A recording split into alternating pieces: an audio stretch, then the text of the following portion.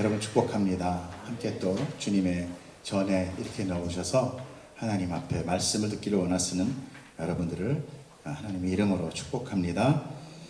우리는 지난주에 씨 뿌리는 자의 비유를 통하여 농부이신 하나님께서 당신이 택한 백성의 마음을 기경하여 그들의 마음을 좋은 밭 되게 하시고, 그리고 거기에 떨어지는 그 씨, 즉 말씀이며 복음의 실체이신 예수 그리스도로 열매 맺게 하신다라는 것을 우리가 배웠습니다. 그 열매란 무엇이겠습니까? 예수님이 우리에게 주시는 열매는 오직 생명입니다. 생명. 여러분, 전에도 저희 말씀드렸지만 내가 살아있다라고 생각하는 사람한테는 생명이 별 가치가 없어요. 내가 그 물건 가지고 있는데 또 준다 그러면 별로 가치가 없어요. 그러나 내가 죽어있다, 내 죄로 죽은 자라는 것을 내가 깨달을 때 그 생명은 꼭 필요한 거예요. 여러분, 하나님의 생명으로 산 자 되기를 축복합니다. 그래서 그 생명이 구원되는 것입니다. 그런데 우리가 이 비유를 통해서 예수님께서 하신 말씀 중에 우리가 하나를 좀 되짚고 나가려고 합니다. 그것이 이제 9절, 이 전에 있었던 9절과 10절까지인데요. 같이 읽어주세요. 제자들이 이 비유의 뜻을 물으니 이르시되 하나님 나라의 비밀을 아는 것이 너희에게는 허락되었으나 다른 사람에게는 비유로 하나니 이는 그들로 보아도 보지 못하고 들어도 깨닫지 못하게 하려 함이다. 여러분, 이것은 하나님의 생명의 말씀, 즉 구원은 아무에게나 다 열려있는, 적용되는 것이 아니다라는 것을 성경이 말씀하고 있는 거죠. 오직 하나님의 주권으로만 구원은 가능하다. 여러분이 여기 와서 예배를 드린다고 해서 내 의지적으로 와서 드릴 때 다 구원으로 갈 수 있는 것은 아닙니다. 사람은 자기의 의지와 결단으로 예배도 나올 수 있고 섬김과 봉사도 할 수 있고 사람들한테 야, 저 사람 믿음 좋다라는 소리도 들을 수 있어요. 그러나 통상 그런 의지적인 결단은 대부분이 자기의 목적과 자기의 뜻이 있기 때문에 그래요.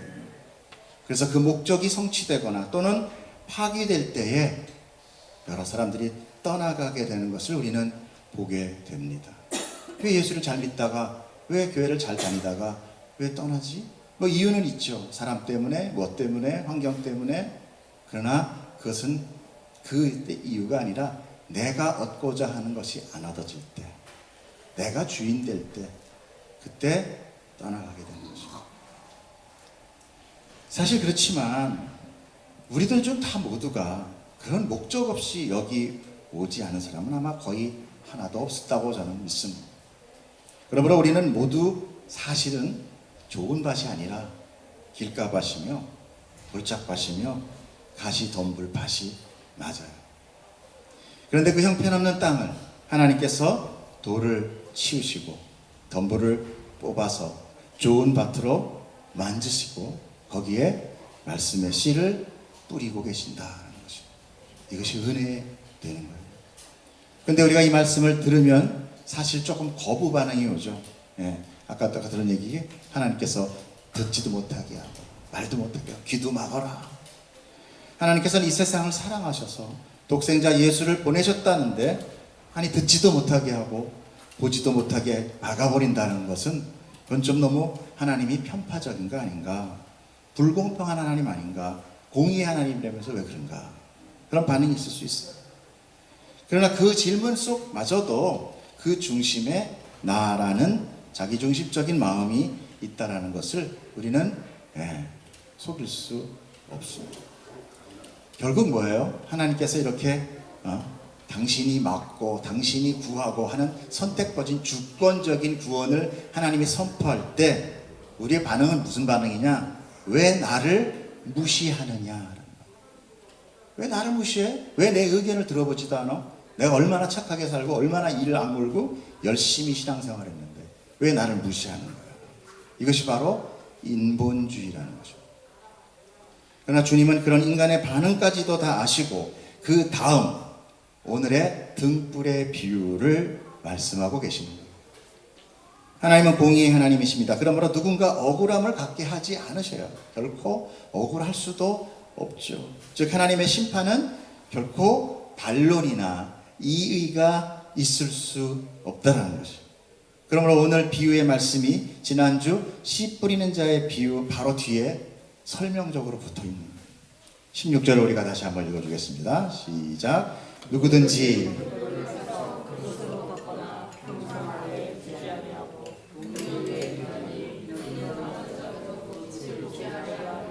아멘. 이 말씀은요, 공관복음, 즉 마태, 마가, 누가, 이게 세 개가 공관복음이라고 그랬습니다. 요한복음은요, 그건 제4복음서예요. 공관복음은 같은 관점으로 본다, 제가 말씀드렸죠. 그 세 복음서에 다 공이 들어가 있어요. 요한복음에 없습니다. 이 말씀은 등불을 비유로 하신 말씀이에요. 맞아요.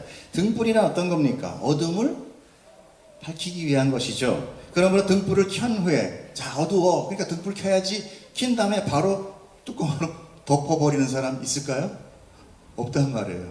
잘 들어오나 안 들어오나 보기 확인하려고 하지 않는다는, 어두워서 등불을 켰다면 그래서 덮지 않는다는 거죠. 또한 불은 위에 있어야 밝아지죠. 우리가 어차피 등이 다 위에 있지 않습니까? 바닥에 있는 거 없잖아요. 그러니까 바닥에 내려놓는 것도 있을 수 없는 거죠. 그러므로 주님은 이 등불의 본질을 통해서 복음이라는 것을 설명하는 거예요. 바로 그 빛, 등불이 나타내 가지고 있는 그 성질인 그 빛, 그것을 복음으로 말씀하고 계시는 거예요. 요한복음 1장 9절에서 11절인데 읽어주세요. 시작. 참빛 곧 세상에 와서 각 사람에게 비추는 빛이 있었나니 그가 세상에 계셨으며 세상은 그로 말미암아 지은 바 되었으되 세상이 그를 알지 못하였고 자기 땅에 오매 자기 백성이 영접하지 아니하였으나. 요한은 예수님을 생명의 빛이라고 소개합니다. 그리고 그 빛이 세상에 와서 각 사람에게 비추었다는 거죠. 당연하죠. 등불, 빛은 비추게 돼 있는 거예요. 그 본성이. 그러므로 오늘 주님이 비유로 말씀하신 등불은 바로 자기 자신을 가리켜서 비유로 말씀하고 있어요. 왜? 말씀은 예수 그리스도시니까. 맞죠? 네, 모든 구약의 말씀과 선지서와 시가서는 다 누구를 위해 설명한 것이다? 나를 설명한 것이다 라고 성경은 나와요. 하나님께서 이스라엘을 통해서 자기 백성이 아닌 자들에게 이 생명의 말씀을 듣지 못하게 하고 보지 못하게 하여 구원받지 못하게 하라 라고 말씀하셨던 것은 실제 하나님께서 선지자를 통해서 그들의 눈과 귀를 막았다는 것보다도 그들은 그 복음을 깨닫지 못하고 알지 못하고 오히려 대적하는 자가 될 것이다 라는 것을 역설적으로 의미하고 있는 거예요. 어둠 가운데 등불이 켜지면 당연히 그 주변이 어둠이 걷히고 밝히 드러나게 됩니다. 그러나 복음의 빛이 세상에 비추고 있지만 사람들은 내가 보고 싶어 하는 것만을 보기를 원한다는 거예요. 사람은 다 자기가 원하는 것만 보러 갑니다. 교회 와서도 자기가 듣고 싶은 것만 들으려고 해요. 하나님의 말씀이 선포되는 그 정말 은혜의 단비에 딱 우산을 쓰고, 아, 저건 괜찮네, 아, 이건 별로 좀 세다, 이렇게 가려든다는 거예요. 그래서 정작 하나님께서 보이고자 하는 것을 그들이 보지 못하는 거예요. 보지 못하는 거. 그래서 이사야 말씀처럼 듣기는 드는데 뭐라고 그래요? 들어도 깨닫지 못하고, 또 보기는 보았는데 알지 못한다라는 말이 바로 그 말씀입니다. 왜 어디 쇼핑 가면은 내가 그 옷이 눈에 딱 꽂히면 어때? 그 옆에 옷이 보여요? 안 보여요? 안 보여요. 배가 먹고 싶을 때도 어느 날 짜장면이 먹고 싶으면 옆에 통닭집이 안 보여요. 그럼 다 보이나? 모르겠다. 사람이 그만큼 딱 뭐가 꼽히면 그것만 보이는 거예요. 사랑하는 남 애인이 딱 뜨면 옆에 사람 보여요? 안 보여요? 다 보여요? 딱 그 사람만 보이는 거예요. 환하게 막 클로즈업 되면서 광채가 뒤에서 나면서. 그렇기 때문에 이사야 말씀처럼 듣기는 들어도 깨닫지 못하고 보기는 보아도 알지 못한다는 하나님께서 말씀하시고, 오직 하나님이 그 귀를 열어주시고 눈을 뜨게 해주는 자만이 듣고 깨닫게 된다는 것이죠. 그래서 똑같이 복음을 전해도 누구는 은혜를 받고 있는데, 그리고 하나님 앞으로 나아가는 자가 있는가 하면 비판하고 시끄럽다 그러고 귀를 막아 닫아버리는 사람들이 있다는 것입니다. 뭐 제가 이렇게 강조하지 않아도 그건 여러분이 다 아실 거예요. 17절 한번 읽어주세요. 시작. 숨은 것이 장차 드러나지 아니할 것이 없고 감추인 것이 장차 알려지고 나타나지 않을 것이 없느니라. 하나님의 빛이 이 어둠을 밝힐 때 그때 감추인 것은 다 드러나게 될 것입니다. 우리가 숨기고자 한 것, 인위적으로 감춰 있는 것, 아니 하나님 앞에서는 다 투명해질 뿐이에요. 하나님의 심판은 우리가 그토록 숨기고 싶은 나의 더러운 부분과 감추고 싶은 것들이 다 밝히 드러나게 되는 것입니다. 그러므로 죄인은 자기의 죄가 은닉되지 못하게, 드러나지 못하게 다 막지요, 숨기죠. 막 뭐라 그래요?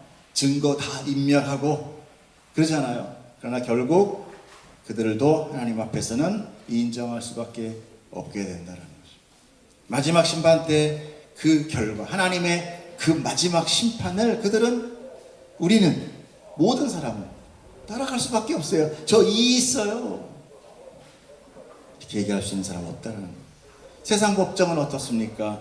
감추고 죄를 숨기고 증거를 없애버림으로 뻔뻔하게 자기의 범죄를 가리고 무죄를 주장하죠. 그러나 하나님의 빛 앞에서는 감추인 것도 없애버린 것도 다 드러나게 되는 거예요. 제가 언제 말씀드렸나? 저는 심판 때 경험을 했었다. 예.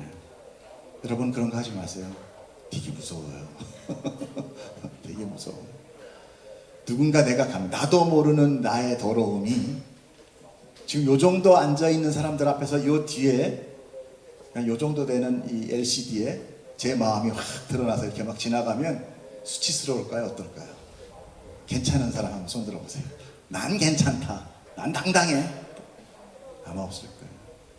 모르는 것, 옛날에 어렸을 때부터 지었던 그 마음속의 죄까지 드러나는데 그 우주, 하늘이 스크린으로 지나가요. 근데 그 앞에 수많은 별과 같은 사람들이 모여 있습니다.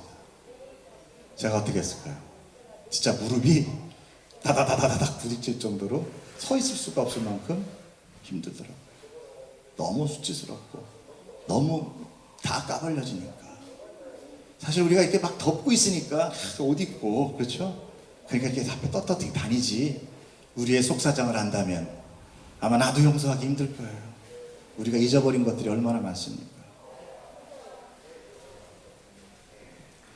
하나님의 심판은 다 드러나게 돼요. 그것이 바로 빛 앞에 서 있는 것입니다. 아까 우리가 처음에는 씨 뿌리는 자에게 하나님께서 마치 골라 복음만 주신다라고 착각했지만 그게 아니라는 거예요. 등불같이 비추고 있다는 거예요. 온 세상이 다 펼쳐지고 있다는 거예요. 그 누구도 나는 못 들었어요 할 수 있는 사람이 없다는 거예요. 그 안에 모든 심판의 공의는 이루어지고 말 것이다라는 것입니다. 여러분 이걸 믿으십니까? 18절 한번 읽으세요. 시작. 그러므로 너희가 어떻게 들을까? 스스로 삼가라. 누구든지 있는 자는 받겠고 없는 자는 그 있는 줄로 아는 것까지도 빼앗기리라 하시니라. 스스로 삼가라 라고 이렇게 번역된 이 말은 조심해서 들어라. 정말 조심해서 들어라. 구원을 얻기 위해 열심히 자기 마음을 기경하는 것이 아니라, 아니 할 수도 없죠. 우리는 나는 길가밭이고 돌짝밭이고 가시덤불 투성이라는 것을 알고 은혜 앞에 자복하라는 얘기예요. 하나님의 은혜로 구원을 받은 자는 그 거저 받음으로 인하여 하나님께 기뻐합니다. 그러나 자기의 힘과 노력으로 구원을 얻으려는 자는 얻지도 못하지만 그 거저 받는 은혜 그거 별로 만족하지 않아요. 그 외에 자기만의 특별한 대가를 더 요구하게 돼요. 이것이 상급입니다. 여러분 상급이라는 것은 내가 저 사람보다 다 받는 상을 좋아하는 상이 있어요? 어느 날 한 학급이 전부 다 상을 줘. 그리고 상이에요? 아니에요. 그거는 여기 있는 사람 다 줘. 그럼 상이 아니야. 그거는 저 사람 못 받는데 내가 혼자 받아야 상인 거예요. 이게 비교적인 겁니다. 하늘나라에 그게 없어요. 근데 그 상급을 원한다는 것은 뭐냐면 난 은혜 그 외에 나 좀 기분 좋게 해주세요. 하나님 내가 얼마나 노력했습니까? 내가 얼마나 참 열심히 살았어요. 그러니까 나만 쟤 말고 제가 주는 거 말고 그보다 조금 더 특색 있는 거, 나만 받을 수 있는 거 그거 하나 주세요. 이게 누구 중심적입니까? 나 중심적. 여러분 우리는 항상 늘 이런 거에 빨리 빠지기 쉽습니다. 조심해요. 여러분 이거 하나 하십시오. 기독교는 나 중심적이 아니라 하나님 중심적인 거예요. 이게 틀어질 때 그것이 이단 되는 거예요. 처음에는 예수님 있겠다고 왔다가 자기로 끝나는 것. 끝이 다르다가 이단이에요. 다른 거 없습니다. 아, 저기는 뭐 이상한 거 얘기한데가 이단이라기보다, 거기도 이단이겠지만, 내가 하나님으로 시작해서 내 육신으로 나로 끝나면 그게 이단이에요. 그렇기 때문에 우리는 수시로 이단으로 왔다 갔다 합니다. 그렇잖아요. 신앙도 내가 기분 좋아야 열심히 하다가 내가 우울하고 힘들고 어려우면 또 한참 뜸하다가, 이거 뭐예요? 이단이에요. 뭐 대단해야 이단이고 그런 거 아닙니다. 우린 수시로 넘어지고 수시로 자빠지고 수시로 내가 하나님의 자리에 딱 올라가 앉아서 하나님을 부리는 종같이 기도할 때마다 이거 들어주세요, 저거 들어주세요, 그건 요렇게 해야 됩니다, 요 사람하고 풀어주고 요 일은 요렇게 들어야 돼요. 우리 그렇게 기도하잖아요. 내가 아는 지식으로 하나님을 가두는 겁니다. 그것이 내가 왕됨이에요. 여러분, 죄가 무엇입니까? 제가 설교 시간마다 늘 말씀드리는 이 죄를 여러분이 어떻게 받고 있느냐, 이게 되게 중요합니다. 여러분이 죄에 대한 분명한 정의를 모르면 성경의 은혜가 결코 나에게 은혜되지 않는다는 거 여러분 아십니까? 여러분, 죄의 뿌리를 거슬러 올라가면 창세기로 가게 돼요. 창세기 3장 5절 한번 읽어주세요. 시작.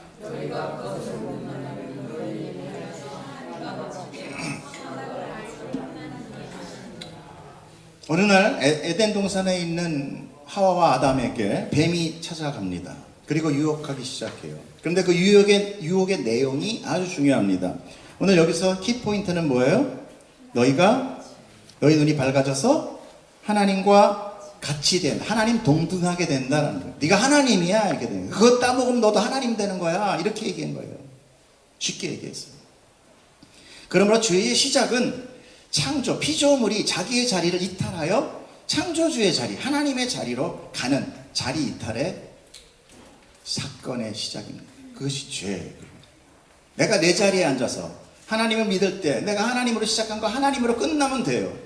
근데 내가 하나님을 믿어서 나로 바뀌면 이게 바로 죄라는 거예요. 이 말은 하나님이 창조한 세상 속에 하나님을 왕으로 섬기기보다는 내 세상 만들어서 내가 중심되고 내가 다스리는 왕이 되겠다는 거예요. 여러분, 여기 지금 생각하시면서 천국 그러면 뭐 생각합니까? 거기 가면 내가 하고 싶으면 마구 할 수 있을 것 같아. 야, 내가 가면 너무너무 좋을 것 같아. 거기 가면 막 내가 좋아하는 거 막 다 있을 거야. 각자 사람들이 다 좋을 거예요. 그건 누구의 나라예요? 그건 내 나라예요, 내 나라. 우린 가면 혹시 몰라요? 죽도록 하루 종일 찬송만 할지 몰라. 목이 아파 죽겠는데 찬송만 할지도. 이거는 지금 조금 과서 얘기하는 거예요. 그러면 여러분, 그 천국이 갑자기 뭐가 돼? 지옥 되는 거야. 그러니까 하나님의 나라를 우리가 뭐 여기는 하나님의 나라, 여기는 지옥, 이게 아니라 내가 하나님의 관계가 틀어지는 그 자리가 지옥이에요. 그래서 천국은 여기 있다 저기 있다가 아니라 어디 있어요? 하나님의 통치가 있는 곳, 내 안에 있다, 그렇게 얘기합니다. 여러분, 저는 저와 여러분이 진정한 하나님의 천국 가운데 기뻐하는 자 되기를 저는 축복합니다. 그것이 우리의 목적이거든요. 그게 틀어지면 여기 앉아 계실 필요 없는 거예요. 여러분, 여기서 병이 낫고 기적이 일어나고 뭐 소경이 눈을 뜨고 앉은 배가 일어나고, 이야 할렐루야, 그 사람도 죽어요. 그거 믿자고 여기 와 있는 거 아닙니다. 그거 듣자고 여기 와 있는 거 아니에요. 중요한 건 뭡니까? 내가 하나님 나라 안에서 내가 진정한 참 피조물의 자리, 하나님이 처음에 아담을 창조한 그 아담의 자리, 그건 정말 완벽한 자리였습니다. 그러므로 이 죄의 실체는 바로 사람이 중심이 되는 인본주의의 시작이 되는 거예요. 복음이 떨어질 때 가장 먼저 사람에게 반응하는 것이 바로 이 인본주의입니다. 그래서 성경에서 씨 뿌리는 자의 비유가 선포되면 첫 반응이 어떻게 나요? 그래, 내가 좋은 밭 되자, 이렇게 나가는 거예요. 당연하게 나가는 거야, 아주. 그리고 그 농부의 자리에 자기가 냉큼 앉아버리는 거죠. 그때 설교자가 안 그래도 그런데, 설교자가 여러분 우리 모두 열심히 노력해서 새벽기도 나오고 천배 드리고 뭐 이러면서 우리가 좋은 밭 됩시다 그러면 뭐라 그래요? 사람, 안 그래도 내가 그거 하고 싶었는데 그냥 안 해서 그냥 아멘 소리가 그냥 예배당에 떠내려가는 거예요. 아닙니다. 사람은 이 세상의 주체가 아닙니다. 그러므로 사람이 할 수 있는 것은 아무것도 없어요. 여러분, 아무것도 없습니다. 하나님 외에 우리가 자발적으로 할 수 있는 것은 아무것도 없어요. 하나님이 도와주지 않으면 그냥 우리는 아까도 뭐라고 했습니까? 길가밭이요 돌짝밭이요 가시덤불일 수밖에 없어요. 그렇게 살다 죽는 거예요. 아니 이미 죽었어요. 왜? 정령 죽으리라 했잖아요. 영원을 사는 하나님 앞에, 우리가 사는 100년을 사는 우리 앞에 하루살이, 내일 죽는 하루살이, 아무리 하루살이, 내가 말이야 내일 말이야 너한테 좋은 거 줄게 그럴 때 하루살이가 내일이 뭐야 이런 존재를 살아있다라고 여러분 사십니까?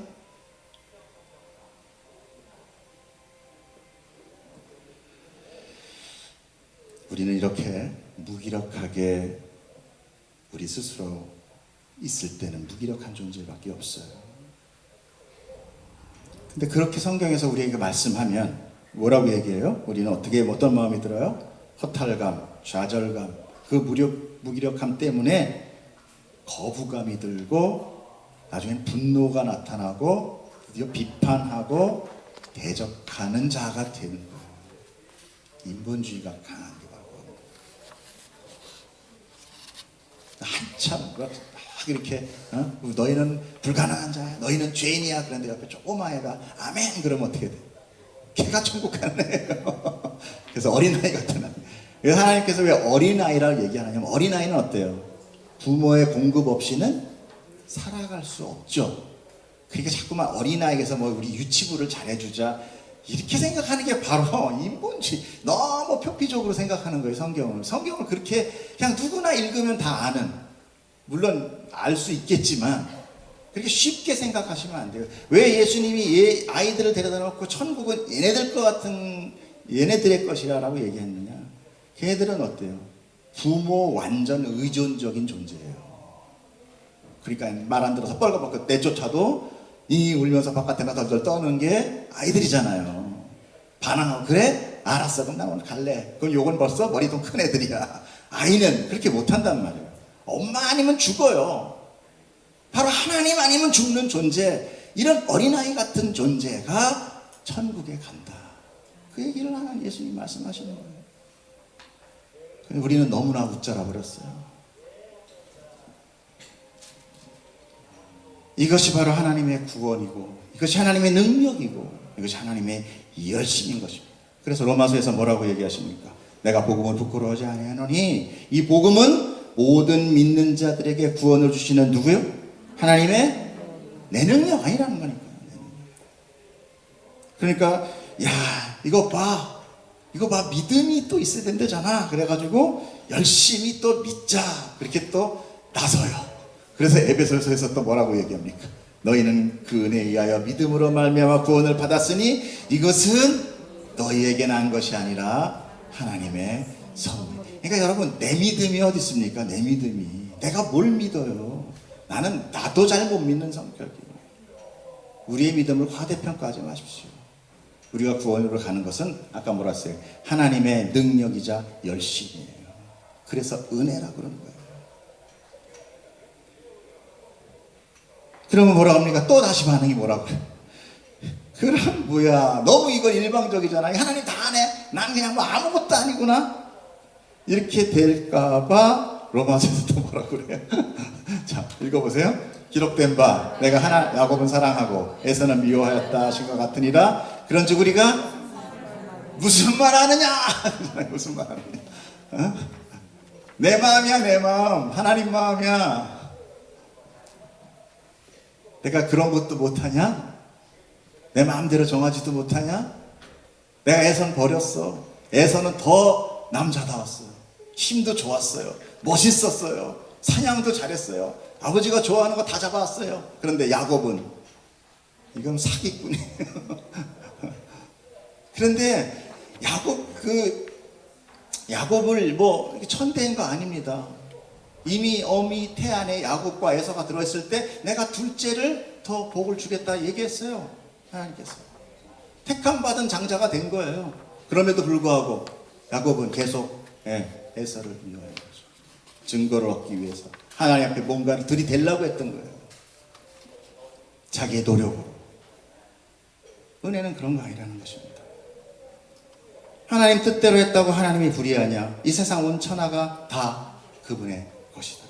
그러므로 하나님은 택한 백성, 즉 좋은 밭, 버릴 밭, 나쁜 밭, 이거 만들 수 있다는 거예요. 여기에 나타나는 반응이 우리의 믿음의 현주소입니다. 안에서 뭐가 확 올라오면 여러분 회개하고 다시 한번 자복하기를 축복합니다. 하나님, 내가 주인된 내 삶을 또 한번 걷어가 주시옵소서. 그러므로 우리가 죄라는 것, 늘 도덕적이고 세상의 윤리적인 수준에 머문다면 그건 결코 하나님의 은혜를 깨닫지 못하는 거예요. 성경에는 믿는 사람들뿐만 아니라 하나님을 대적하고 죄를 짓는 사람들이 나타납니다. 그렇죠? 거기에 대표적인 인물이 누구였어요? 아벨을 죽인 가인. 그렇죠? 또 노아의 경고를 무시한 그 많은 사람들, 또 바벨탑을 세운 사람들, 애굽 왕 바로, 밧세바를 범한 다윗, 또 분명히 죄 맞죠. 밧세바만 범했습니까? 우리아까지 죽였어요. 그죠? 이 세상에 나는 내 친구 애인을 뺏기 위해서 그 애인도 뺏고 친구도 죽였다는 사람 손 들어보세요. 그 다윗, 여러분 다윗보다 나은 거야. 그래도. 그 다음에 우상을 하나님과 함께 성전에 놓고 숭배한 솔로몬. 솔로몬은 하나님이 하지 말라는 거 다 했어요. 아내 많이 갖지 말라, 말 갖지 말라, 금은 같은 거 갖지 말라, 죄 갖다 모았습니다. 하나님을 등지고 세상의 힘을 의지한 이스라엘의 왕들, 아수르를 의지하다가 망하고, 바벨론을 의지하다 망하고, 애굽을 의지하다 망하고, 그리고 마지막 뭡니까? 예수를 죽인 서기관, 제사장, 바리새인 등등, 그런 그들이 바로 나의 모습이라는 걸 여러분 인정해야 돼요. 성경에 그들이 왜 나타나고 있는가? 그게 너야 하고 얘기합니다. 그게 너야. 너는 죄인이야. 그래서 내 은혜가 필요한 자야.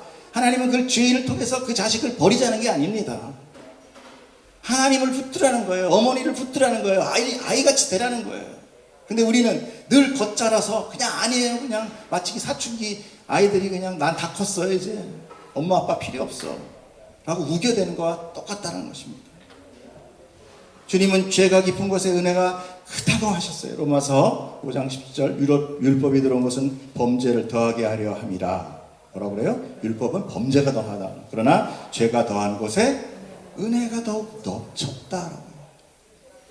하나님은 우리의 죄를 일부러 만들어서 나는 게 아니라 우리 안에 들어있는 죄를 드러내셔서 하나님의 은혜로 덮으자 하시는 거예요. 그럼 사람들은 또 이렇게 말합니다. 하나님이 좀 사람을 완전하게 만드시지 왜 좀 띨띨하게 만들고 왜 이렇게 사악하게 만들어가지고 죄를 짓게 하느냐. 여러분, 아담이 죄를 짓게 된 것은 부족함이 아니라 오히려 완전했기 때문에 그런 것입니다. 사람은 누구의 형상으로 창조됩니까? 하나님의 형상입니다. 하나님의 형상이란 뭐예요? 이렇게 생기고 코가 어떻게 하고 뭐 귀가 있고 눈이, 근데 왜 다 달라? 그럴까요? 하나님이 정말 형상이 있어요? 하나님의 형상이라는 건 하나님 같이라는 거예요. 하나님과 같은 그런 본성과 존재와 그 느낌으로 그 안에 우리가 안에 그 들어와 있다라는 거예요. 우리 안에 성령이 들어와 있다는 거죠. 르와흐, 하나님의 생기로 불어넣어. 그러면 하나님은 어떤 분이십니까? 하나님은 누구에게 소속되지 않고 통치되지 않으십니다. 그러므로 사람이 자기 위에 상위 계층을 두지 못하는 존재라는 것을 하나님은 이미 알고 계셨어요. 딱 창조하고 하나님 형상으로 만들고 얘가 이제 나를 충성하고 순종하고 살아가야 되는데 우리 형상으로 만들었으니까 얘가 우리를 절대 왕으로 안 둘 거야. 지 마음대로 살아가려고 할 거다 라는 것을 하나님이 알았다니까요. 여러분, 하나님이 아담을 만들고 선악과를 만들었고 갑자기 아담이 선악과를 따니까 하나님이 야, 이거 큰일 났다. 내가 만든 내가 선악과를 따먹었네. 그리고 부랴부랴 그 뒤에 성경을 쓰셨다라고 생각합니까? 그럼 하나님은 전지전능한 분이 아니십니다. 우리의 믿음의 대상도 아니에요. 여러분, 그거 하나님 믿지 마세요. 믿을 수 없어요. 왜? 우리의 잘못함으로 야, 너 내 생명체 잘못 적었네. 네 이름이 아니야. 김정운에 유가 아니었어. 미안해. 너 아무래도 지옥 가야 되겠다. 나 평생 믿었는데. 어떻게 믿어? 그럴 줄 알고. 그를 자기의 의지대로 행하게 하서 오히려 의지대로 행하게 했다는 거예요. 아담으로 하여금 아담이 가지고 있는 그 의지대로 행하게 해서 자기 마음대로 사는 삶과 그로 인하여 형성된 그 세상이 얼마나 추악하고 잔인하고 목마르고 배고프고 고통스러운 곳인지를 그가 깨달아 알아야 했다는 것입니다. 그래서 우리에게 이런 신앙생활이, 우리의 이런 삶이 우리에게 주어지는 거예요. 이 삶을 통하여 우리는 와, 그래, 난 정말 괜찮아. 야, 정말 나는 정말 하나님의 멋진 걸작품이야. 가 아니라 정말 지진이 나는 정말 콩떡이구나. 나는 쓰레기구나. 사도 바울은 뭐라고 얘기합니까? 나는 배설물이다. 똥덩어리다. 똥덩어리다. 여러분, 여기까지 내려가게 되는 거예요. 그것을 아는 자만이 어떻게 돼요? 그 두 아들이 나오잖아요. 그 막내 아들이 그랑망탕 쓰다가 돼지 치는 데서 돼지 주염 열매를 먹었다고 그래요? 못 먹었다고 그래요? 돼지 주염 열매도 못 먹으니. 그러니까 뭐라 그래요? 우리 아버지 집은 거기는 최소한 거긴 종도 굶지 않는데 난 거기 가서 종이라도 해야 돼. 그때서 아버지 집을 생각합니다. 근데 그 아들이 계속 아버지 집에 있었으면 어떻게 돼요? 그 큰아들 있잖아요. 큰아들은 뭐라 그럽니까? 내가 항상 아버지한테 있었는데 저놈의 아들은, 이게 누굽니까? 이게 바로 율법이에요. 법의 잣대로 딱 들이대잖아요. 그리고 아버지마저도 원망하죠. 왜 나한테는 제대로 안 해줘? 여러분, 착한 자가 그렇게 원망을 한다니까요.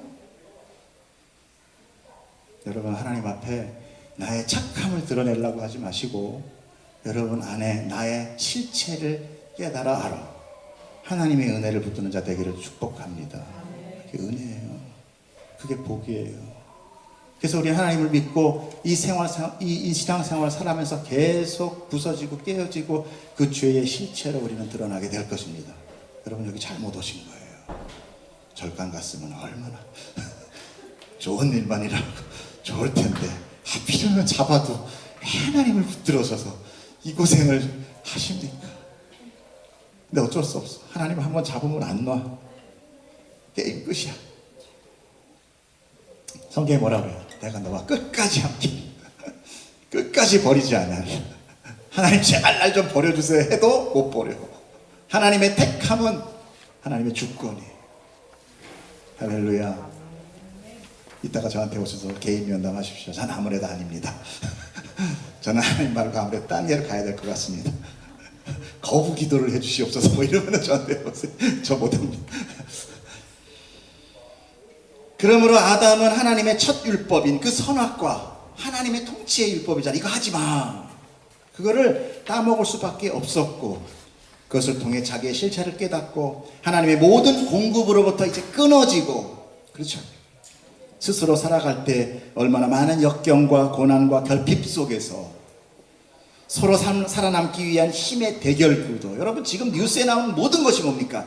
다 힘의 대결 구도예요. 나 이만큼 권력 가졌는데 그까짓 거 내가 여자들 몇 명 이렇게 후렸다고 뭐 그게 뭐 대수야? 내가 이만한 힘이 있는데, 내 대통령하고 내가 센데, 우리나라 대통령보다 더 센데, 내가 법관인데, 법을 다스리는데, 눈에 안 보이는 거 아무것도 없어요. 여러분 똑같아요. 우리 다 그 정도의 천상천하의 그 어떤 힘을 딱 부서부재의 불을 딱 쥐면 사람 눈빛이 달라집니다. 다 사람들이 사람으로 보이지 않아요.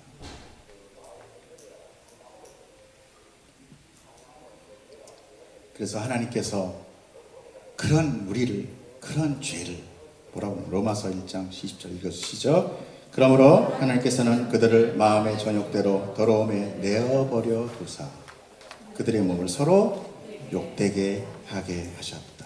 여러분, 은혜 아니면 자멸이에요. 그것이 내버려 두십니다.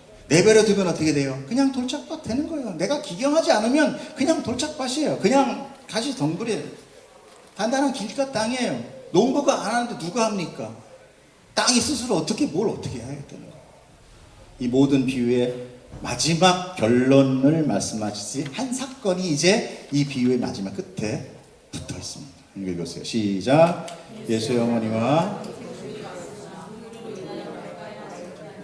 어떤 이가 이르되 주님 모시나 동생들이 당신을 보려고 밖에서 있나이다. 예수께서 대답하여 이르시되 내 어머니와 내 동생들은 곧 하나님의 말씀을 듣고 행하는 이 사람들이라 하시니라. 이것은 예수님이 어머니 마리아와 동생들을 무시한 것이 아니에요. 오늘 8장의 첫 설명을 우리는 보아야 될 것입니다. 1절을 한번 읽겠습니다. 여기 나와 있어요. 주보에 놓고 읽어서 시작. 그 후에 예수께서 각 성과 마을에 두루 다니시며 하나님의 나라를 선포하시며 그 복음을 전하실새 12 제자가 함께 하였다. 지금 무슨 상황을 얘기해요? 지금 말씀과 복음, 하나님의 나라, 천국 복음을 선포하고 계셨다라는 거예요.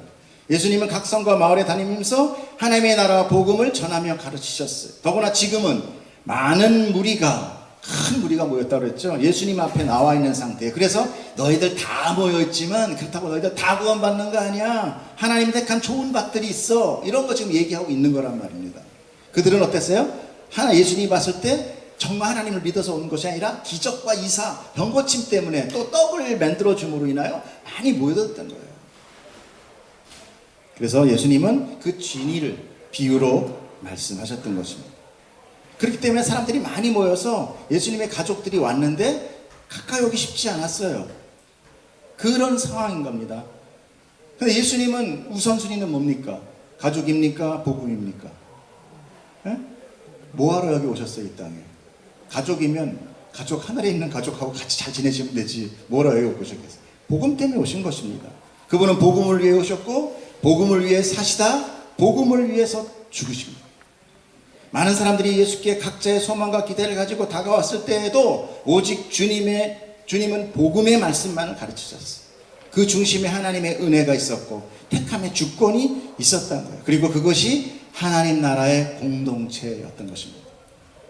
이 세상이 육에 속한 혈연 중심이라면 하나님 나라는 뭐겠습니까? 영에 의한 신앙 중심적인 것이. 그들만이 말씀을 들을 수 있는 자며 그 말씀에 반응하는 자들인 거예요. 그들이 하나님의 택함으로 하나된 새로운 이스라엘, 영적 이스라엘, 그들을 교회 공동체라고 이야기하는 겁니다. 그러므로 여러분, 그 교회는 건물이 아니에요. 화려함이 아닙니다. 십자가가 교회가 아니라 바로 여러분 하나하나가 다 교회예요. 그래서 이제 가족도 새롭게 편성되고 있는 것을 얘기하는 거예요. 혈과 육으로 형성된 가족에서 말씀과 성령으로 탄성되는 영적인 공동체의 새 탄생을 예수님께서 말씀하고 계십니다. 여러분, 우리는 이 세상 속에서 나와 나의 연장선상에 있는 것을 통하여 기쁨을 얻고 누립니다. 그래서 내 자식, 내 가족, 내 교회, 내 사역 이라는 그 나 중심적인 삶을 통해서 살아가요. 그러나 우리가 하나님의 사랑을 받은 자라면 우리는 내가 아닌 하나님 중심으로 하나 된 새 공동체가 되는 것입니다. 그때는 자녀나 부모라는 그런 수직적인 계통은 사라집니다. 모두가 다 한 아버지 밑에 한 형제일 뿐이에요. 그러므로 나의 연장선상에 또 다른 나는 이제 없습니다. 거기는 너와 내가 존재하지 않아요.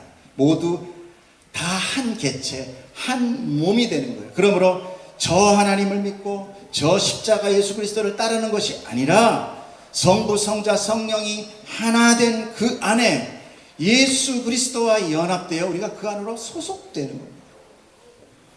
그게 은혜고 그게 용서예요. 여러분, 다는 설명은 아니지만 여러분 이런 논리 생각해요. 내가 도둑질을 해줘?